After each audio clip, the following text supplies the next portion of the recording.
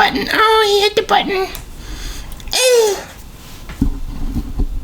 Yeah, I tuned it down a little bit when I was streaming. Piss streaming. So yeah, I started streaming the other day, and I had like 4 viewers right off the bat. Oh my and gosh. one of them You're was so popular. Jeff Lawrence, and he drops in the chat, and he's like, "What the fuck is this? My guy is streaming before 9 p.m. It's true. And then I said, I've been on butt sniffing, mouth breathing day shift for like a month, so my life is like scheduled for that schedule, and then like 4 people left the video. I was left to myself. Oh boy. Welcome back to Dime Gaming Bros. I am dropping my shit, apparently. My ginormous water bottle. Imagine you only need to drink 3 of those a day. The standards for drinking water in a day are just ridiculous. How do people do it? You drink water. I don't understand. Dog, you don't even eat, so your opinion's just invalid in general. I mean, drinking that much coffee is normal, but that much water without the beans? Unacceptable. I don't know about that. I think you have problems. I am one of the special people. You are one of the other special people. Yep, you're Spencer. I'm Jacob. So, I was on a trip for like a whole month, and it was like 60 degrees and sunny the whole time. I get home, and the Mother Nature goes, fuck you, it's gonna snow and ice, and be like 20 degrees the whole weekend. Yes. I love it here. I'm so glad to be home. Welcome back, bitch. This is what you get for, leaving this wonderful state. So speaking of leaving the state. Oh.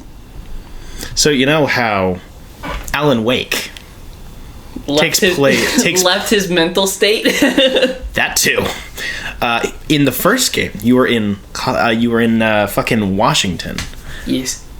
In Alan Wake, American Nightmare, you're in Colorado. Whoa. Sort of. It's confusing because you're still out. Wait, is it Colorado or Arizona? Am I just stupid? I might be stupid. Same thing, really. It really is. Just desert.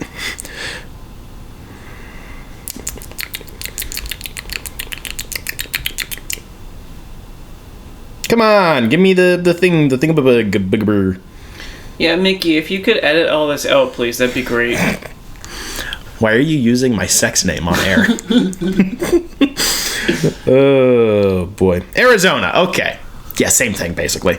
So Alan Wake's... It's not Alan Wake American Nightmare, it's Alan Wake's American Nightmare. Ooh, title difference. Because Washington isn't part of America. Dude, if I was gonna... no joke, if I was gonna live anywhere that wasn't New England, Washington is kind of the top of the list. They have similar enough climate, and they have a lot of mountains, and they're also way above sea level. And the highest suicide rate in the country. Okay, well, we're 2 towns away from the heroin capital of the world, so we can't say shit. At least we have fun on this coast. Washington's fun. They have the big trees. The big trees. Yeah, but like half the state jumps off the Space Needle or whatever. The Space Needle. What? I don't understand what you're saying. I like your funny words, Magic Man. Yeah, pretty much. Anyway, Arizona. Yeah, Alan Wake's American Nightmare is a standalone sequel game, but not really a full game package that is standalone, aka you buy it separately from the first game. It's built downloadable? Yes. It's only content? It is, but it's not downloadable content for the first game. If anything, I believe it's only available digitally. I'm pretty confident. I think it launched on the Xbox Live Arcade back when that was a thing. So it's standalone DLC, but it's also kind of a game on its own. It's a whole thing. So if the 2 DLC packets for Alan Wake were an epilogue, this is another epilogue. This is epilogue part 3. Basically. It has a somewhat drastic gameplay shift that I was kind of surprised by how well it transitioned into more action-focused than horror, but it still didn't lose the horror aspects. It's still moderately spoopy. Sometimes the jump scares do be like that. But basically, we pick up with Alan, who is in Arizona, in big quotes, fighting against Mr. Scratch. He's really in the dark place because he never left the dark place. He is This is where it gets really fucking confusing, and Alan Wake 2 so far is infinitely more confusing. I love it. So in the end of Alan Wake, the game, the Dark Presence sends Mr. Scratch, an evil doppelganger of Alan, to the surface world, the real world, to go be a dickhead and cause shenanigans. I need my sunlight. I don't get enough. Vitamin D. But also because he's kind of in cahoots with the Dark Presence / the Dark Place. It's very confusing. He has power over it, so he can like willingly go back to the Dark Place, or at least exerts a level of control and is like able to project an image into it, like Darkseid basically. Whereas Darkseid actually exists 50,000 billion dimensions above everybody else, but he can still like show up and you can punch him in the head. It's kind of like that actually. So he's the primary antagonist of this game, in quotes. Where you, Alan, go through a time loop 3 separate times in fake Arizona, which is just like, especially now with the context of 2 especially, the biggest through line of this, other than Alan being, you know, a shitty person, is like, what if we just said Night Springs or Bright Falls and then made it a different location every time? Because it's just always changing.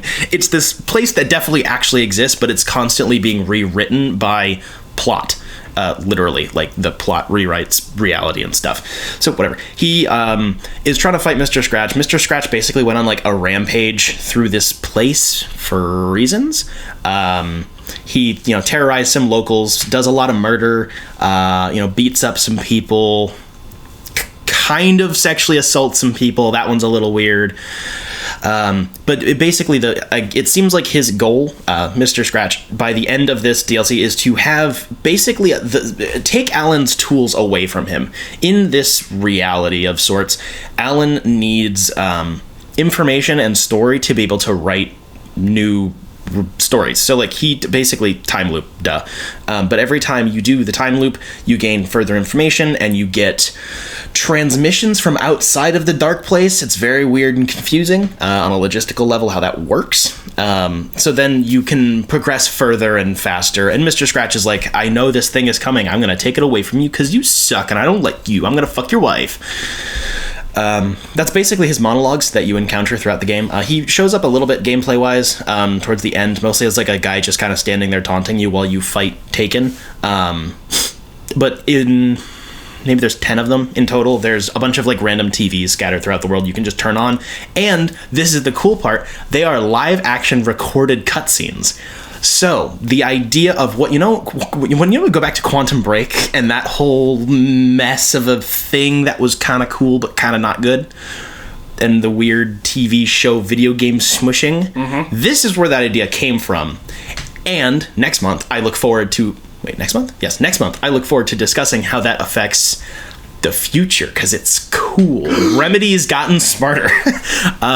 So they're like experimental live action recorded segments, but like on green screens with 3D rendered backgrounds and stuff. So it can be a little wonky looking, but I actually feel like they do a really good job of, one, acting. I do not remember his name, but the guy who plays Alan physically and then does the vocal role is really, really good. He's only gotten better over time.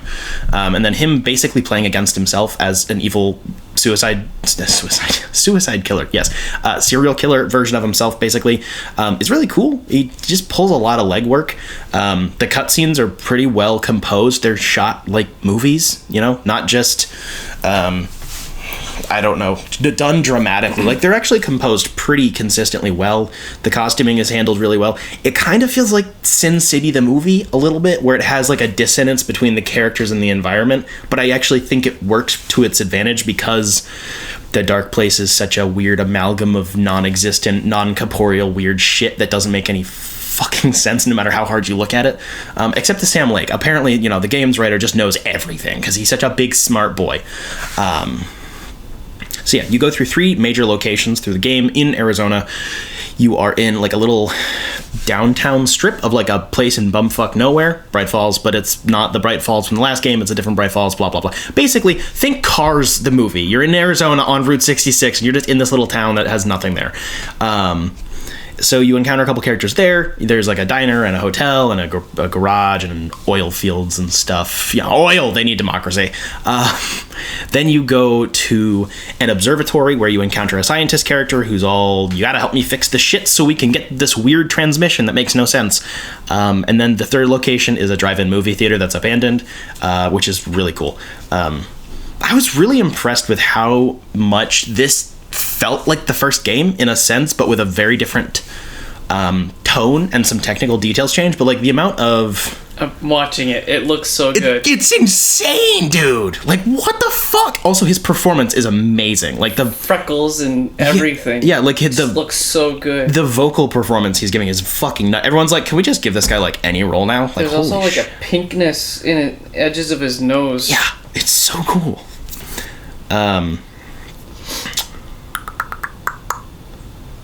So as you progress through the 3 main areas, you then loop through twice because reasons. So you remember where X, Y, and Z things are. You go through it faster, blah, blah, blah, blah, blah. I was really impressed with how much the world, while it was definitely like a fully new sandbox, it had the same feeling of Alan Wake, where it's like, this is kind of just an open world, like, but with like some arbitrary lines drawn around the edges, and that's it.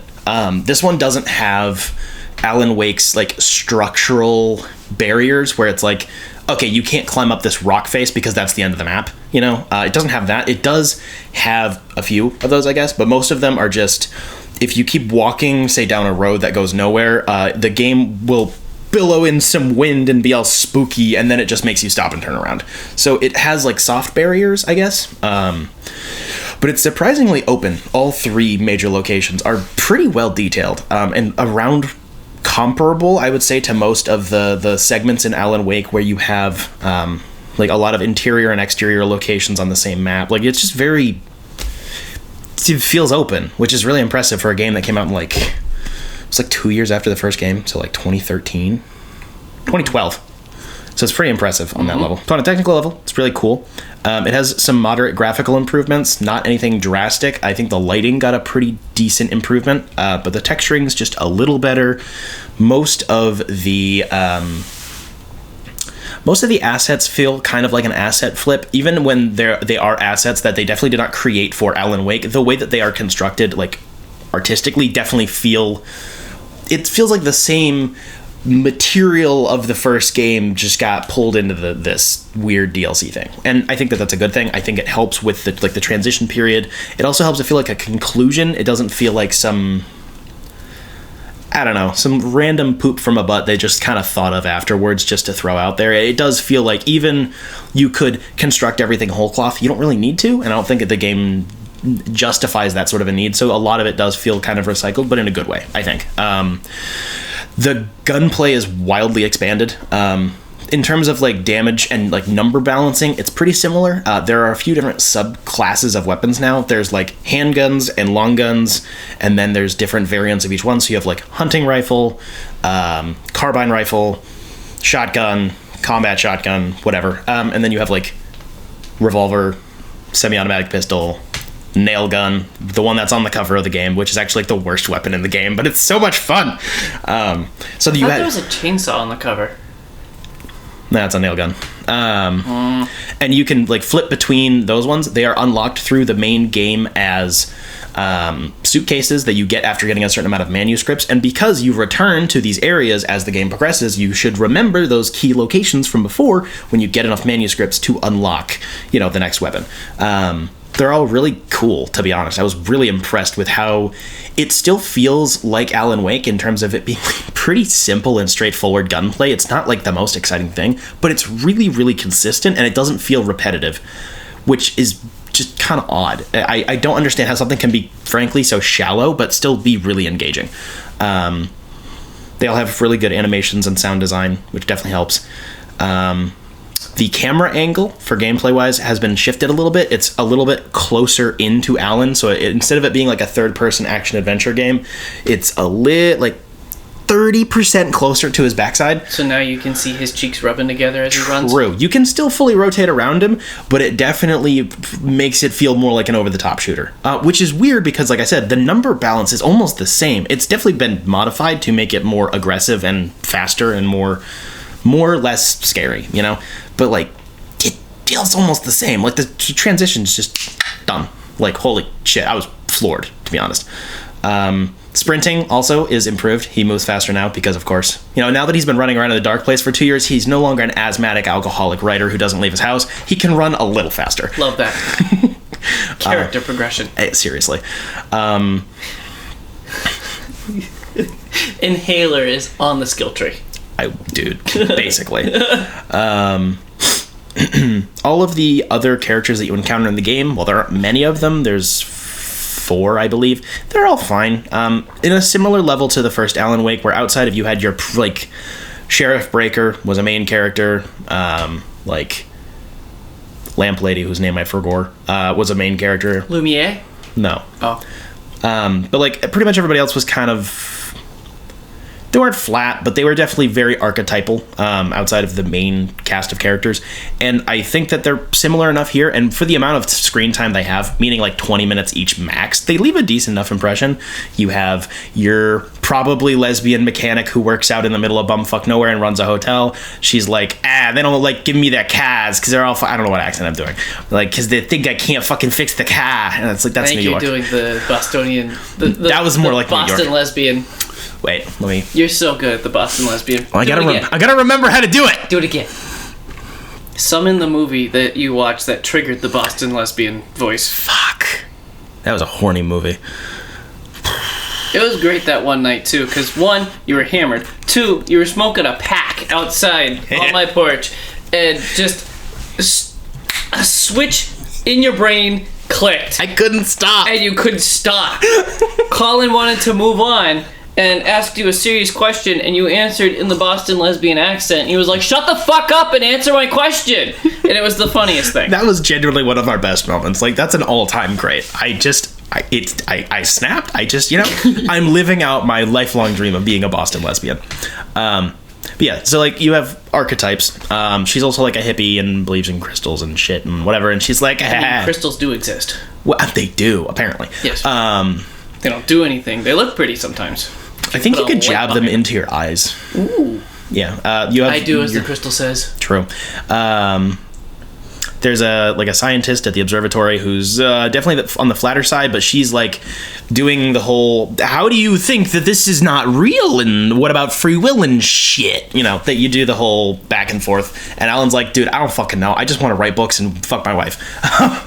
And then there's a lady at the drive-in theater who's like the curator, basically. It's like a film festival coming up. And of course, Alan's wife has a film that's going to be at that festival for reasons, because of course, you know, plot and stuff. So they're all fine. They're not the most engaging, but I was definitely impressed for like the total screen time that each of these characters have. Each run through, you might see them for 5 minutes a piece. I remember them pretty well. I don't remember their names. Bruh, it's gonna rain all week long. Every single day this week it's raining. Well, at least we know the snow will be gone by the time it's done. I'm leaving this state. Fuck you. You're not. I'm gonna go to Japan for 3 years. No, you're not. I will Iwo Jima that plane. I don't care. I will Christopher Nolan that plane right into the art gallery. I don't care. Subtlety be damned. Fuck. The music is really well handled as well. It's a little bit more upbeat than the first game. It still has its level of moderate spoopiness. It just works. It's not super memorable, but because the framing device of this game is more of an action-adventure shooter with, you know, you gotta get the pew-pew, and Alan's like, I gotta find my wife. It's a little bit more archetypal. So by the end of it, it's a little hammy intentionally, especially in the music department. Mr. Scratch, like I said, is on a bunch of TVs throughout the whole game. He just randomly is like, Alan, I don't want to kill this guy, but like I'm gonna fucking do it now, watch me. And he just does a bunch of murders. All of those are also live action segments, which I think are really well done. It's mostly just in like one hotel room. He's just like, I just lured a bunch of random people here and I'm gonna like cut their throats open because I am better than you, Alan, because he's his dark bits and shit, you know. Really good performance. Very engaging. I found every TV and I would just like sit there and stare at it in game until it was done instead of being like, oh cool, it's a cutscene, whatever. Like I actually engage with them. It also makes Mr. Scratch more present throughout the game because he doesn't really show up in person until like the last hour or two maybe. So that really helps with that. There are 50 manuscripts or so in this game, which is impressive because the original game has 110-ish. And somehow it doesn't feel repetitive and obnoxious. One, because they're written arguably better, like quality-wise. The voiceover is equally as good. They serve basically the same function in this game of like somewhat in the future, somewhat in the past. You can kind of glean more information from them, you know. It's plot stuff. But then they serve the secondary element of being able to get said new weapons, which I think is a really good way to integrate them into the game. And because when you break it down, the density of the amount of manuscripts like per section of the 3 sections of the game is a lot more than you'd think because you have 3 run-throughs of each one and they all have different manuscripts. So you can only get them during each run-through. And I got all of them on my first try, which was pretty cool. I just think that that's really cool. And some of them you can tell, like in the manuscript section, you can look through the list, and it'll give you part of its title will let you know it's not on this run through, so just chill out and don't look for it too bad, which is pretty cool. Yeah, I was actually kind of impressed with their integration. Again, of 50, it's like 53. It's like I didn't feel like I was like collectible hunting. But that's half as many as in the first game, which is like 10 times bigger. I don't get it. That story's just good. It does end on a sort of conclusion, not really. It gets retconned by there being more follow-ups, but also not really. It gives you sort of a fake ending that's like, you can interpret this as an ending if you want. I think Remedy didn't know if they were going to be able to go back to the characters, so they wanted to give them a proper conclusion, other than just, it's not a lake, it's an ocean, oh my god, and just kind of leaving it at that and being like, well, that's a depressing ending. Even by the end of the 2 DLCs, it's still pretty like, oh, well, he's fucked. And I mean, if you see in Alan Wake 2, you know, it's been 13 years. He's still fucked. So I just feel like they kind of had a couple of cool ideas in their head. They're like, another DLC would have been weird. So they just made this little standalone nugget. Secondary mode, I guess, is, I don't remember what they call it, but it's basically an arcade mode. There are 10 or so maps. They're just different locations. Some of them are from the game directly. Some of them are like heavily modified map areas. You know, it's like, oh, big graveyard, whatever. It's just horde mode, basically. They're 10-minute long matches. Survive. Whoa! And the easy solution is just don't kill any of the Taken because they don't spawn in until you start killing them. So, like, it'll spawn 1, and then it'll spawn 2. And I think it changes level to level, but the first level literally only spawns 2, and if you never kill them, you can go through the 10 minutes. There's an achievement for this, of only just flashing them and then running away. So it's 10 minutes of running in circles. So there are easy ways to cheese it, but that also includes all of the weapons from the story/campaign. Saying campaign feels weird. You unlock them with the same amount of manuscripts, so if you haven't finished the story yet, you're probably not going to be able to get all the weapons, but they're just kind of randomly placed on maps. You can unlock them and use them, and there's ammo scattered around, and, you know, it's a horde mode. I was really impressed with it, though. Like, it functions pretty smoothly. The maps are pretty well thought out. There's a ranking system for score and, like, combos and modifiers and stuff. Basically, if you don't get hit, your combo's going up. If you get hit, you get fucked. I wouldn't play it forever, but I had a pretty good time. I think I completed about half of the maps for, you know, not dog shit ratings, so maybe an hour or 2.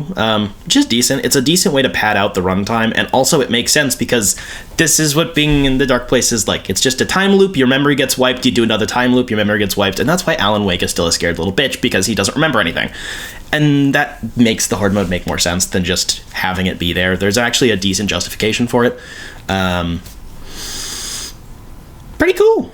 So I played, I think about 1 or 2 hours of arcade or whatever the fuck. The campaign, I actually took a lot longer than I thought I was going to. I didn't try to get 100% until about halfway through, and I realized, oh, I could probably just do this easy because I was kind of already doing it. The typical completion time is like 2 hours, 3 hours. I took like 8. And it didn't feel that long. It was, I don't know, man. It was definitely short. Like, I would not pay $60 for this. Editor's note, he did 8 hours in one night. In one sitting. Yeah, I did. Shut up. Shush. Again, it's like the 3rd time. I fucking hate myself. Sorry, I just get interested about things, and I get endorphins for once. Good thing, I guess, with Alan Wake 2 is the game's too big for me to do that. Right. Too complicated. We call it an autistic hyperfocus. Brainworms. Yeah, whatever. But yeah, so like total, I think maybe more like 7 hours. But for 100% completion of the story with a decent amount of deaths and a lot of fucking around, just trying to see what the limits of the map were and, you know, what's around. But not scouring up until the second half to make sure I got all the manuscripts. And then magically I just got all of them because I'm just so fucking good at it. Professional gamer. Dude, it was $10. And to be honest, that's a total of like 10 hours. And I'm going to go back. There's more achievements to get for completing all of the challenge, arcade, survival, whatever the fuck maps for different ratings and stuff. And that's cool. I am annoyed because the achievement list is very small. Like with a lot of Xbox Arcade, like Xbox Live Arcade titles from the 360 generation, they only have like 200 G points in total, or maybe 400. They're very small. They're the equivalent of a DLC pack. And this one is just small. There's like 4 achievements for completing the game. And the bigger complaint I have with the campaign is there's no difficulty options. It's easy. It's fun as shit. And you will die. Like, you will just fuck shit up. But, like, there aren't difficulty options. I'm sure that would have been a pain in the ass, but there just aren't. I'm not sure why. The arcade mode references, like, nightmare difficulty because there are some maps that are, like, labeled as, like, nightmare mode. So, it's not like they forgot that there's another difficulty, but there's just... It only plays the one way, which is kind of lame. I kind of like that. I like it. I'd rather the balanced experience of, like, no, everybody plays it this way. Usually, yeah, I don't know. It's... Especially with it being a short thing. Like, a bigger game, yeah, have difficulty modes, but this is a very specifically crafted story, so... I think I might just more be annoyed it was so easy. Like, not because it was, like, painfully stupid or anything. It was just, like, I died, but mostly because I'm stupid. Yeah. I completely forgot to mention there's some new enemy types. They're fine. There's nothing really exciting there. There's just some kooky... There's a bird man. All the crows, they just turn into a guy who looks like a bird, and then he fucking jumps at you. There's some weird enemies. They're fine. They're not that exciting. I don't think they're in Alan Wake 2, so that probably tells you about that, but it was nice to spice it up. I paid like 3 cents for this. I think it launched for like $10 or $20 originally, and it's been, I think, at $10 permanently on Xbox Live for a long time now, like 10 years. And then it was on sale for like $250 or something. So for $250, I got like 10 hours worth of game out of it. That's a quarter an hour. That's a fucking steal. That's great. I never get deals like that. So A+. It's not as deep as the first game, but it's also more of a consistent experience. Playing it without the context of the first game is probably a dumb idea. You're stupid. Why? Because you said that you played that one first. I haven't played American Nightmare at all. What? No. What? I've never touched it. You should touch it. Except you can't get it on PlayStation. Hey. Get fucked. It's on PC. Yeah. Banger. Not as, deep of an emotional experience, but, pretty heckin' good. You know what else is pretty heckin' good? That trailer for a new video game. Yes. It's the only news we have. There was other news, but there was not enough to put together into anything noticeable. That'd be worth the time. But yeah, no, we can just meme and cream about one thing. The Marvel 1943 Rise of Hydra trailer, which is the Black Panther and Captain America game, looks fucking amazing. Yeah. Big nut. Yeah. I think the only real information we have gameplay-wise is some type of third-person action adventure, which could mean anything. I'm gonna guess like Shadow of Mordor type, maybe. Yeah. It seems like a decent midway point between like difficult and mainstream enough, but also just not like wicked shallow. The Black Panther gameplay looked kind of Assassin's Creed-y. A little bit, which, to be fair, Shadow of Mordor is pretty Assassin's Creed-y. Yeah. I'm interested to know how the Captain America side of things will play out. Like, what his gameplay style will be. Yeah, I'm wondering what the, like... Because obviously the story is them encountering each other, and then they mention in the trailer there's a third superhuman somebody, which I'm assuming would be Red Skull probably. But like, so does that mean that it's going to be Act 1 is Captain America, Act 2 is Black Panther, and then Act 3 is both, or like neither, or like what's the gameplay look like? Like, the I don't third think one is Magneto. Oh my gosh! Honestly, that'd be great. That'd be wicked cool. That'd be good. They'd never do it. No balls. Nope. No balls. Yeah, I don't know. I'm kind of curious about that because I don't think they announced it as a co-op game. I might be wrong. I just don't remember it. So I don't know much about this game at all. Yeah, it was basically it was announced like 6 months ago, and we covered it's like it's coming from this company, and it's got these two characters and the Howling Commandos, and that was about it. I'm surprised that they're saying it's coming out next year. Yeah, that seems pretty sudden. Probably late next year, but still. Yeah. I don't know. Yeah, usually these the majority of these announcements of a similar nature are like 2027, just way the fuck out there. They're just trying to generate hype so they can get the money to make the game, which is lame. I'm guessing that they put this into development like the second that they put the like announcement out, and they're like, nope, we're definitely doing it, and they just started rolling because the trailer doesn't include any gameplay. It looks like it's all pre-rendered. They look like they're pre-rendered cutscenes from the game, or at least most of them are. They're probably like 50-50, but like. What the fuck does their development pipeline look like? That'd be weird. I'm just curious because usually the tech demo was interesting because it looked like it was taking the game engine and looking around and changing just how it's built, and it looked really good. The faces are fucking astounding. Yeah. Like the general presentation is good. The vibes there. It's got some gritty goodness in it. It's got some of that nice let's go punch some Nazis vibes to it.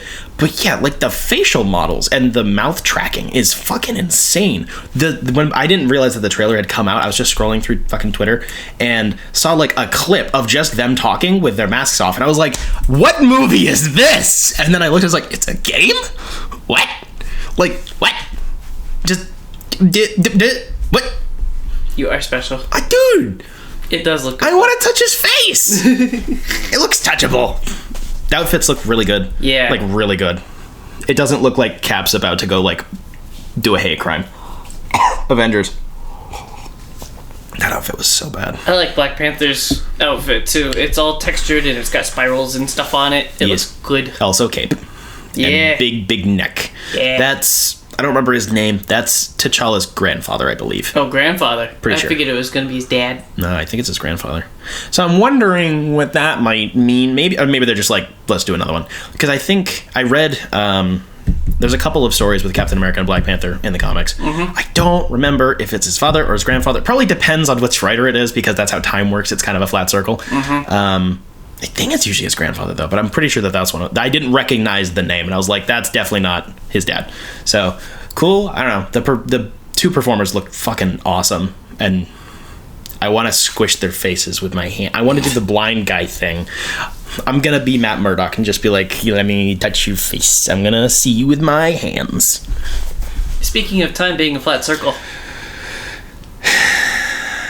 we watched Assassin's Creed from 2016, starring Michael Fassbender and Ozymandias and the Reverend Mother from Dune 2 and Spencer's mom, apparently.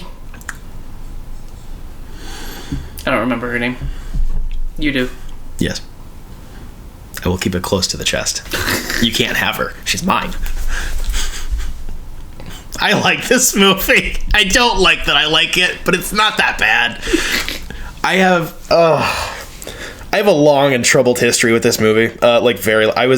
This came out when I was I was neck deep in the Assassin's Creed community. Yup. Like hard. So I was all over everything. And there's a lot of lore nitpicking I can do, but most of that I don't really care about anymore. A lot of it I feel like is not necessary retcons, but some of it is decent enough. Like, I don't know. Like, yeah, the Animus being a big fucking arm so you can run on fake walls is incredibly stupid, but also it gives you like it's a way to visually present what's going on inside it from looking from the outside. So like I get the logic. It just does. It's like, no, the Animus is like walking up to a computer game and plugging your head into it's not the same at all. But like those sorts of things I can nitpick, but most of them I don't really care about anymore. They're just, I think most of those sorts of changes do work towards the better presentation of it. My biggest complaint for sure is the filters. The visual filters on the movie are just really, really rough and overdone. Like, yeah. I tried watching this a couple of years ago, and it was just so ugly that I turned it off. And apparently I turned it off like right before the best part of the movie, but still, a lot of it just looks bad. Yeah, that's deep fried. That's part of my biggest complaint is this was tortured in the editing room. Yes. Like the color grading is, there's some sequences that I do think are graded pretty well, but the directing and like cinematography team from this movie are really talented. They made one of my favorite Macbeth adaptation, which is jaw-droppingly gorgeous and like wicked, historically accurate, and blah blah blah blah blah. Wicked cool, great movie. You should watch it. You might be bored. You do have to read the poetry off the screen, but like, also starring the two leads of this movie. You know, what a coincidence. So like, there are sequences where you can see either like on location shooting or the costuming or whatever, and it's like a lot of sometimes the color grading does work, but so much of it is just overpowered with like, and then in the modern day we went on Instagram and we put a blue filter on it, and it's like, well, that looks like shit. Like, you could do, I like Zack Snyder movies. Clearly I don't have a problem with weird color grading, but it just looks sloppy and really lazy. And then in general, like just editing wise, it's a fucking mess. The structure is all weird, and then the sequences are all interspliced with each other in a way I don't think it was a smart idea. They tried to tried to speed it up, but that actually makes it slower by intercutting the two different times together, because it just pulls you out of the action and it reduces a lot of the tension. Whereas, versus like if my asshole was clenched to the seat, I don't care how long the movie is, I'm on edge. Like watching Dune, I don't give a shit. It's almost 3 hours, like whatever. But this was just like, it's like, I think it's like 210, I think maybe, and it's like it feels long. Even. It feels long, but it's all second act. Like the third act just kind of like plunges right off a cliff right at the end. Yep. It's just it's a shame. I'm gonna make you watch some of the behind the scenes footage, because like the fight choreography and stuff is astoundingly well done, and you can see glimpses of it here and there, but they fucking edited it to shit. You also said like they chop the fight sequences up. I think so. Like they do a lot of like speed like not like the 300 style like speed ramping where you do the like slingshotting effect of like moving time backwards and forwards and whatever, but like they definitely like randomly sped shit up and then slowed shit down, and it didn't feel conscious or like well thought through. Definitely a lot of like, we removed 4 frames here so it looks faster, and it's like, well, that just makes it fucking unintelligible. Like it's disappointing because a lot of the stunts look really cool, and the cast is pretty talented across the board. A lot of them are definitely here for a paycheck, but like I still respect it. I don't know. I think Michael Fassbender is a good idea for a lead. I also like that it's an original character in the modern day and in the past for the game, instead of trying to make an adaptation of any of the games. It's just like, it exists in the world, fuck you, which means it's contradictory to some of the lore, but I don't know. Aren't half the games. This is true, especially nowadays. Yep. So like I like that. I think Fassbender does okay with what he's given. They talked about really trying to make this The Matrix. Like that was all they were talking about during production, was like, yeah, so we took a lot of inspiration from The Matrix, which is pretty obvious most of the time. Yep. But like the logic works, it's there. It just it doesn't feel soulless. That's my one big defense is it doesn't feel soulless. It does feel like it got like put in a blender. Yeah. It felt like the people who made it cared mostly, and then something happened. It definitely has the something went wrong feel to it. For sure. It's not like this half the dialogue is kind of rough. It's not like it's some like, oh, this script was perfect from day one. It's just like, it's fine enough. A lot of the outfits are really good. Oh my gosh. I nut so much. A lot of the, especially the stuff in the past, I think definitely is more engaging and looks better than the stuff in the modern day. You were saying too, like, if you were told fix this movie, it's kind of tough to pinpoint like this led to these billion different bigger problems. So it's like there's some things I could kind of pinpoint and like, okay, I feel like it definitely needed like a general like another couple passes to like tweak the structure and like flesh out the dialogue a little bit more. Yeah, stuff like that. But like a lot of the major linchpins, you get it because his last name's Lynch. Like I think work pretty well. I think it actually has a halfway decent understanding of like the philosophical stuff behind it. If anything, I think it actually engages with some adjacent subjects more than the games do. Not because it's smarter than the games, but because it's just going in a different direction. Where it's no. There's enough like philosophical material in here not to just be like, well, you see, Templars bad, Assassins good. You know, like very dumb, boring shit, like whatever. I feel like there's definitely enough in there you could dig into because they're talking about like recidivism and like violent crime.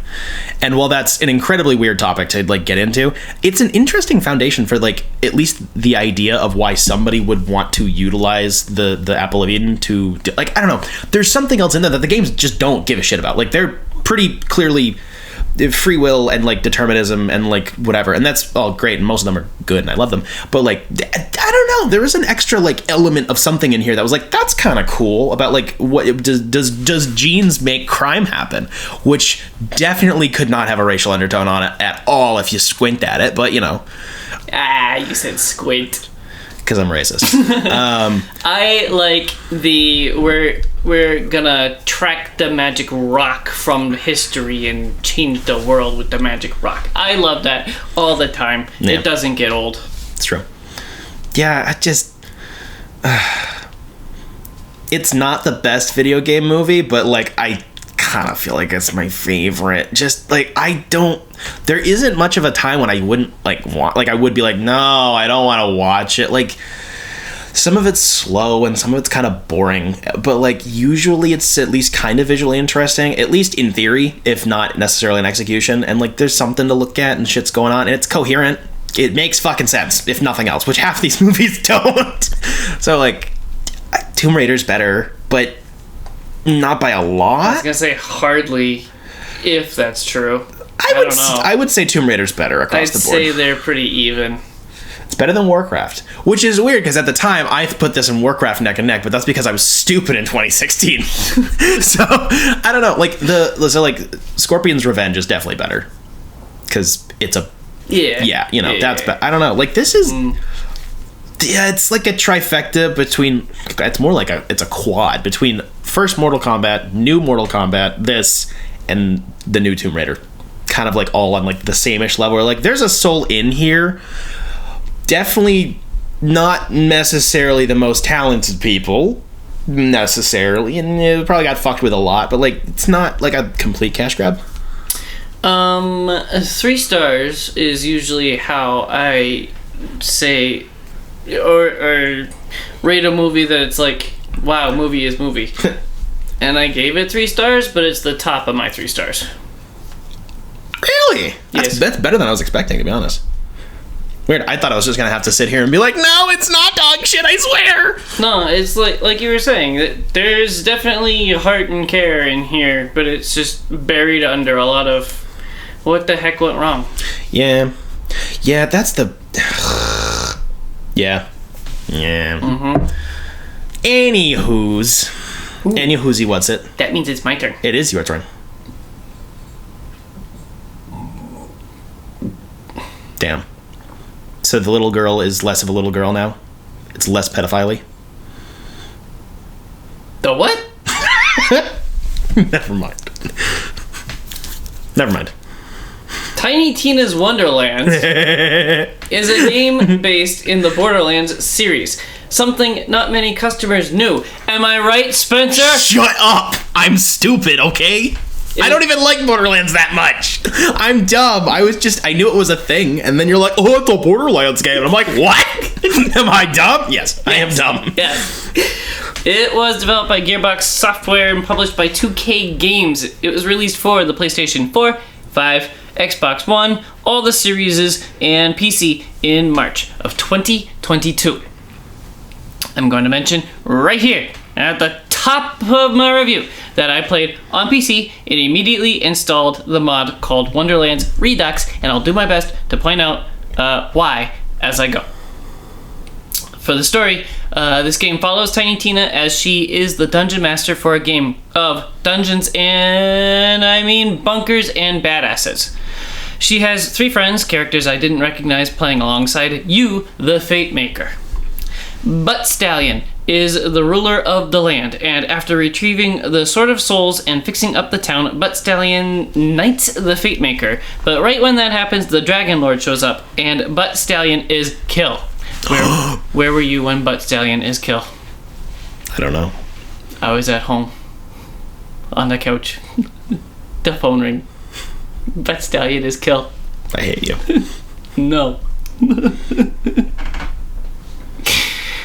The rest of the game is tracking down the Dragon Lord on a quest of revenge. At the end of the game, when the Fate Maker gets the Sword of Souls back, instead of kill Dragon Lord, you revive Butt Stallion and hit the Dragon Lord real hard, but don't kill. He has a pretty cool plot twist, realizes it's just a game of bunkers and badasses meant to have fun, and joins the party. And that's the end of the story. Wow. For gameplay, I skipped a lot of stuff in the story. There's side quests and stuff to get even started with. I don't know, whatever. That's just the basic. Gameplay. I'm skipping over sound design and visuals. My one comment is that the voice acting is really, really good. The actors are great, and I didn't find them annoying at all, which is impressive for a Borderlands game. Really, really nice job. Maybe you just don't actually like Borderlands. Everything else, I would say, directly relatable to Borderlands 3. Gameplay is also pretty close to Borderlands 3, with some really cool changes. There's a melee weapon slot. Just like the rest of your gear, numbers go up, and cool buffs. Attack speed and things like if a melee hit is a killing strike, a friggin' frost skull seeks out another enemy or something. Cool rewards for using melee as part of a build instead of a boring, crap, my magazine is empty attack. Grenades are spells now. Again, can be changed out with different speeds and buffs, and even a charge timer sometimes. You can charge up your grenade to have a bigger blast or something. Boom. Yes. There are a couple new weapon types. Some, maybe all, I don't remember, of the pistols are actually crossbows, which means you have to arc your shots. It feels so good getting headshots from a long distance with these. They play exactly like the Mangler from Halo Infinite. Oh my god! One of my favorite weapons in the game. So good. Your character's build has a special attack with a cooldown timer. There are 5 different subclasses to choose from. I started as a Clawbringer, which meant my special attack was a giant hammer that I slammed into the ground. I chose that over the hammer I threw and could call back, again adding a lot of choice to builds. Each subclass had 2 specials to choose from. Oops, that was out of order. Oh well.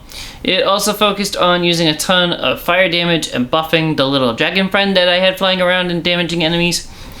The mod that I installed did a lot of work balancing the different subclasses, and it also, quote, added action skill augments. Augments are available at the capstone of each class tree. Basically, it was the cherry on top of the build when you finally hit the end of the skill tree. At a certain point, the game lets you add a secondary subclass, and oh my gosh, I love it when I'm given a secondary subclass option. It's gotta be my favorite gender. It makes rerunning games finally an interesting idea to me because you have so many different ways to play now. I added Stabomancer, which is my secondary, which basically just boosted all my elemental effects and increased melee and critical hits. I could have changed my special attack to something my secondary class added, but I never did. I was comfortable with what I'd been running with up to that point. The mod was really, really important. A lot of people panned this game because it killed itself with 1,000 paper cuts. A lot of small details that added up to a not great experience. The mod added things like a double jump, a dash in mid-air. Pretty standard things for a Borderlands game so far. It sped up animations in game. Apparently chests opened super slowly, slowing down gameplay, not stonks. It added a couple endgame rarities and changed the loot drop system in general.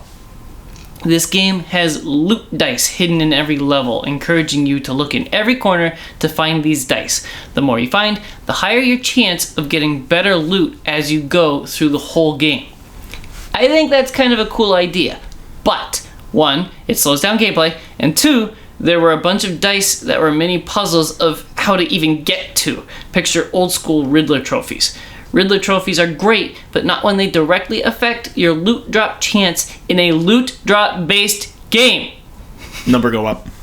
The mod adding double jump trivialized a bunch of these dice that were already made useless in the mod, but there was still a counter that showed how many of these loot dice I had found in each level, so I was trying to collect them all, of course.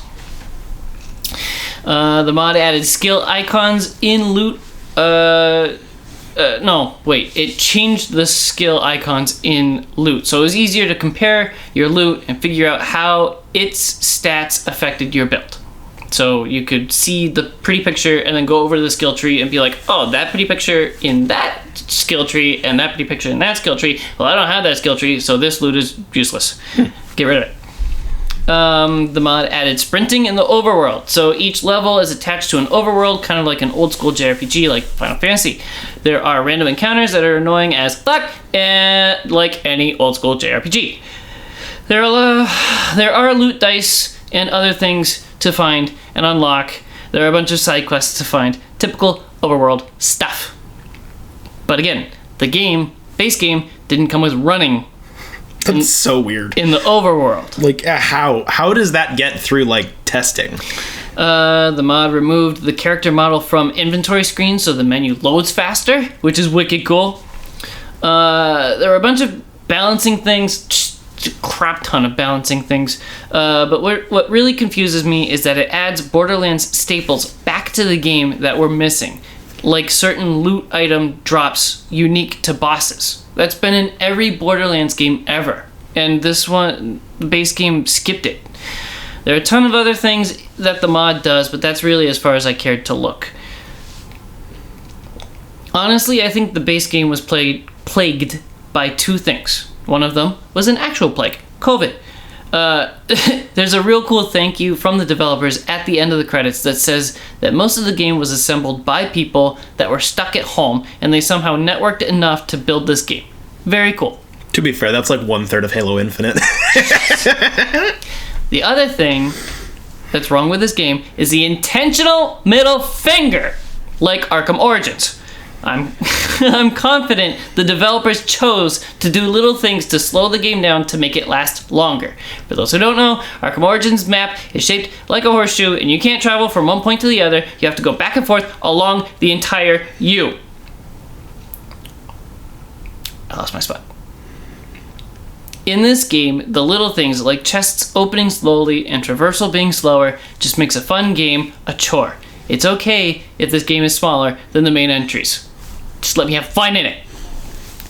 After the main story is over, the Dragon Lord has a roguelike challenge where you play multiple encounters and choose buffs or debuffs that change the difficulty and thus the loot. The harder the run, the better the loot. I played the introductory run that just taught me how to play this roguelike freaking section and never went back. But that's where the mod really shines. It added a ton of endgame loot that wasn't there, especially with the different types of rarities that are in other Borderlands games. I know there were a ton of side quests I didn't chase down and probably some late or endgame bosses that I didn't fight. In closing, the freaking closing thoughts section is almost always the hardest part of my reviews. I had a blast with this game. I have played a lot of Borderlands in my gaming career. It started with Borderlands 2 on the PS Vita, press F to pay respects, followed by a couple more Borderlands 2 playthroughs, a couple attempts at the pre-sequel and 3. Pre-sequel gets so boring though, and the villain's voice acting in 3 annoys the crap out of me, so I haven't finished either of those. But still, I love the series. It's really difficult to suggest getting this game on console. I haven't played it vanilla. I don't know how it is. I would definitely encourage someone to play this modded experience on PC. There's a reason this show is called dimecomicbros, and that's because we're broke and don't have the greatest setups. So This game made my gaming PC really warm. It made my fingertips really hot after like the 2-hour mark. I want to play more, but I don't want to toast my PC. Which Good idea. It makes me really wish this game was great on console. I would buy it and play through it again, for sure. You gotta get a homebrewed version. I can't help you with that. I played for about 20 hours. I got this game as part of my Humble Bundle monthly membership in September of 2023, which means I got this and 7 other games for $11 or $12. Damn, bro. Yes. Fuck you. Cheapskate. Piece of shit. I don't like you. Stinky. Stinky. You thought you were getting a great deal. I got one too. That's the end of the show. There's nothing else. Next month is Alan Wake 2 and Resident Evil 4 Remake. Yes. Oh, yeah? Yeah. And then actual news. Hopefully, over the collected 2 months, there'll actually be enough to talk about. One can only hope. It's true. A big thank you to our patrons over at patreon.com/dimecomicbros network. Jeff Lawrence and Caitlin. Hello. Hello. Give us money. I like money. Hello. I like money. Look at you doing the credits faster and not closing your eyes. A follow-up to last month's joke. That is true. I forgot about that. That was funny. Yeah, if you want to help support this show as well as our other cool artistic endeavors and autistic endeavors, that's for sure. Same thing. Meaning I will single-handedly fund Alan Wake 3 / Control 2, for sure. Are you planning to go back to Control now that you've played Alan Wake? Yes, because I own the DLCs, but I did not play them because I knew one of the two was an Alan Wake sort of sequel-ish, and I didn't have the context for that.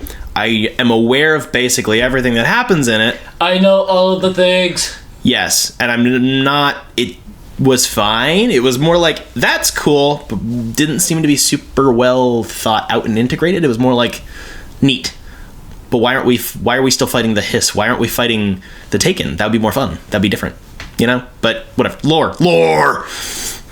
So you're going to do a whole new run-through of Control? Maybe. Not just the DLC? Probably. I haven't figured that out yet. I need to figure out a good month to do that, because Alan Wake 2, I don't know how... I'm still chugging. It might take a while. And this might be a non-stop experience for the whole month. And then I still want to go back and finish some more of Remake and Original and try to get some more American Nightmare stuff done, just for shits and giggles. Good thing is you can kind of flip and back and forth between them pretty easily. I finished one of the two on Nightmare mode, so that was cool, but I didn't 100% on the collectibles, so I don't know. And then I still want to go back to Dead Space stuff, so like, I'm still, kill me. It never ends. That Dead Space stuff is getting colder. That Dead Space sissy. But yeah, I'm probably going to go back to, by like at least the end of the year, at minimum, I'll go back, do Control, and then do the DLCs. And then it'll connect with Alan Wake 2, and my brain will be so big and wet and juicy and no wrinkles. Smooth. And fuckable. That too. Yeah, give us money. So I can afford to, as I'm going to talk about next month, buy Alan Wake 2 at full price. Kill me. I can't help myself. I have problems. So yeah, if you want to support the show, get early access to all of our podcasts, as well as stickers, bookmarks, cool art commissions done by Colin. You get your name shouted out like I did. You know, and I just when I leaned in, was just like, hey Jeff, how you doing, buddy? You know, we'll do that with your name. Wow. And stuff.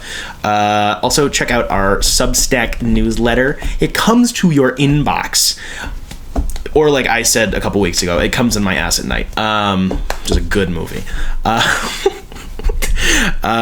For all of our podcasts, or most of them anyways. I was going to say, I don't think you do one for Dime Gaming Bros. I'm going to get back to that. I think for this month.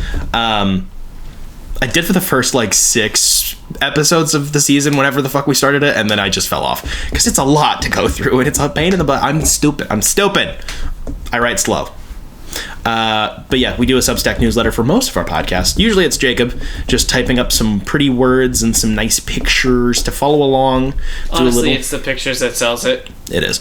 And it gets sent right to your inbox. And it's free. And it helps us support ourselves and networking and all sorts of stuff. Just find all of your family members' emails and then just sign all of them up for our Substack. Step 1, subscribe to our Substack. Step 2, we circle jerk. Step 3, profit. True. Also, a thank you to our partners over at Jetpack Comics and Games in downtown Rochester, New Hampshire. I buy video games there sometimes because sometimes they have video games. They also have arcade games, which are great. And, comics and all that shit. Buy things at niche stores. It's good for the soul and the economy and all the stuff and things. That is the end. It is the end. Thank you. Goodbye.